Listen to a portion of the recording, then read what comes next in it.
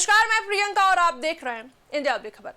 भारतीय राजनीति में धर्म और चुनाव का रिश्ता हमेशा से बेहद संवेदनशील रहा है। जैसे जैसे चुनाव करीब आते हैं, धार्मिक मुद्दे भी राजनीतिक बहस के केंद्र में आ जाते हैं। इस समय अयोध्या के राम मंदिर ट्रस्ट और मंदिर में चढ़ावे से जुड़ी कथित गड़बड़ियों को लेकर देश की राजनीति गर्मा गई है। आम आदमी पार्टी के प्रमुख अरविंद केजरीवाल लगातार इस मुद्दे पर सवाल उठा रहे हैं। ऐसे में बड़ा सवाल ये है कि क्या केजरीवाल सिर्फ पारदर्शिता की मांग कर रहे हैं या फिर इसके पीछे कोई बड़ी चुनावी रणनीति भी है। आइए समझते हैं पूरी कहानी को शुरुआत से।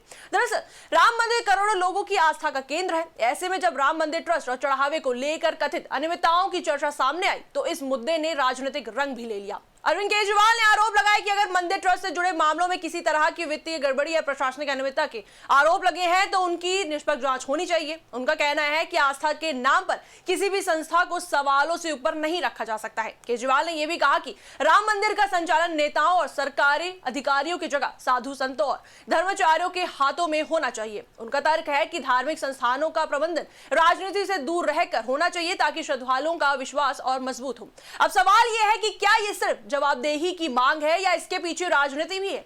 अगर पिछले कुछ वर्षों की राजनीति पर नजर डालें तो आम आदमी पार्टी की रणनीति में बदलाव साफ दिखाई देता है। एक समय ऐसा था जब बीजेपी आरोप लगाती थी कि आम आदमी पार्टी हिंदुत्व से जुड़े मुद्दों पर खुलकर नहीं बोलती है, लेकिन अब तस्वीर बदलती नजर आ रही है। अरविंद केजरीवाल कई बार सार्वजनिक रूप से हनुमान चालीसा का जिक्र कर चुके हैं। उन्होंने सुंदरकांड पाठ का आयोजन किया, अयोध्या जाकर रामलला के दर्शन किए और अब राम मंदिर ट्रस्ट से जुड़े मुद्दों पर लगातार सवाल उठा रहे हैं। यानी पार्टी अब धार्मिक मुद्दों से दूरी बनाने की बजाय उन पर अपनी अलग राजनीतिक पहचान बनाने की कोशिश करती दिख रही है। वहीं आपको बता दें, इस रणनीति की एक और झलक पंजाब में भी देखने को मिली। अमृतसर में अरविंद केजरीवाल ने माता सीता और लव कुश को समर्पित एक भव्य मंदिर बनाने की घोषणा की। उन्होंने इसे सिर्फ धार्मिक नहीं बल्कि सांस्कृतिक और ऐतिहासिक विरासत से भी जोड़ा।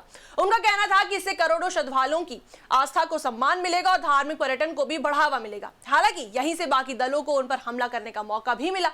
जहां एक तरफ बीजेपी नेताओं ने आरोप लगाया कि जो नेता कभी राम मंदिर को लेकर उतने मुखर नहीं थे, वे अब चुनावी परिस्थितियों को देखते हुए धार्मिक मुद्दों को प्रमुखता दे रहे हैं, तो वहीं दूसरी तरफ जेडीयू और शिवसेना के नेताओं ने भी इसे पंजाब विधानसभा चुनाव से पहले हिंदू वोटों को साधने की कोशिश बताया। वहीं कांग्रेस के कुछ नेताओं ने यहां तक आरोप लगाया कि आम आदमी पार्टी भाजपा के राजनीतिक एजेंडे को ही आगे बढ़ा रही है।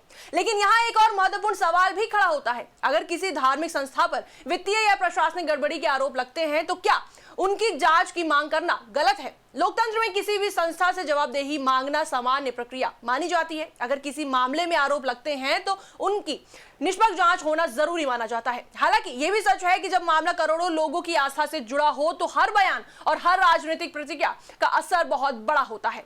यही वजह है कि राम मंदिर से जुड़े इस पूरे विवाद को सिर्फ प्रशासनिक मुद्दा नहीं बल्कि राजनीतिक नजरिए से भी देखा जा रहा है। वहीं इस पूरे मामले पर राजनीतिक जानकारों का मानना है कि दिल्ली में सत्ता गंवाने के बाद आम आदमी पार्टी अब राष्ट्रीय स्तर पर अपनी राजनीतिक जमीन मजबूत करने की कोशिश कर रही है। फिलहाल पंजाब पार्टी का सबसे मजबूत राज्य है और आने वाले समय में कई राज्यों में चुनाव भी होने हैं। ऐसे में पार्टी ऐसे मुद्दे तलाश रही है जिनसे वह बड़े स्तर पर राजनीतिक संदेश दे सके। वहीं दूसरी तरफ बीजेपी का कहना है कि राम मंदिर आंदोलन और उसके निर्माण को लेकर जिन नेताओं का पहले अलग रुख था, वे अब राजनीतिक मजबूरी में धार्मिक मुद्दों पर सक्रिय दिखाई दे रहे हैं। बीजेपी इसे राजनीतिक अवसरवाद बता रही है। वहीं आम आदमी पार्टी का कहना है कि उनका मुद्दा राम मंदिर नहीं बल्कि मंदिर से जुड़े कथित वित्तीय और प्रशासनिक सवाल है। पार्टी का दावा है कि वह मंदिर की गरिमा बनाए रखना चाहती है और चाहती है कि धार्मिक संस्थानों का संचालन पूरी पारदर्शिता के साथ हो।